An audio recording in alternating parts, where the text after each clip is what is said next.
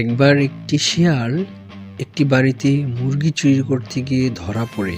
লোকজন তাকে মেরে গাছের সাথে রশি দিয়ে বেঁধে চলে যায়। তখন প্রায় সন্ধ্যা হয়ে আসছিল। সে সময় বনের রাস্তা দিয়ে একটি বাঘ যাচ্ছিল।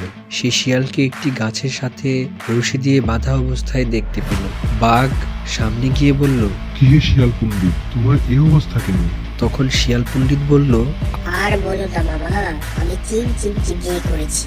তো আমার শালীরা আমাকে আরো একটি বিয়ে করতে বলতেছে। আমি বলেছি আমি আর বিয়ে করব না, কিন্তু তারা কিছুতেই রাজি হচ্ছে না। তাই তারা দুষ্টুমি করে আমাকে এভাবে বেঁধে রেখেছে। এখন তুমিই বলো মামা, আমি কি করব?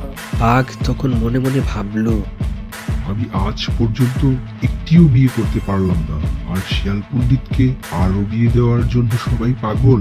না, এই সুযোগটা তো কাজে লাগাতে হয়। বাঘ শিয়াল পণ্ডিতকে বলল, শিয়াল পণ্ডিত, তোমার পরিবর্তে আমিই বিয়েটা করি। এত বয়স হলো, আজ পর্যন্ত একটাও বিয়ে করতে পারি নাই। এতে তোমারও লাভ হলো, আমারও লাভ হলো। শিয়াল পণ্ডিত বাঘের কথা শুনে খুবই খুশি হলো। বাঘ শিয়াল পণ্ডিতের চালাকিতে আটকে পড়ে গেল। তখন শিয়াল পণ্ডিত বাঘকে বলল, ঠিক আছে বাঘ মামা, তাহলে তুমি আমার বাঁধন খুলে দাও, আর আমার জায়গায় তোমাকে বেঁধে দিই। তখন বাঘ বলল, ঠিক আছে। এরপর বাঘ শিয়ালের বাঁধন খুলে দিল এবং শিয়াল বাঘকে রশি দিয়ে গাছের সাথে বেঁধে দিল।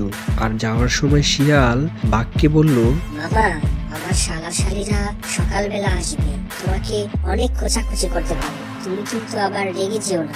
বাঘ বলল, ঠিক আছে, এ নিয়ে তুমি ভেবো না।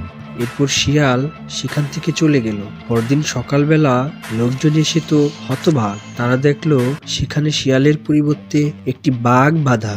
তখন তারা বাঘকে আরো বেশি পেটালো।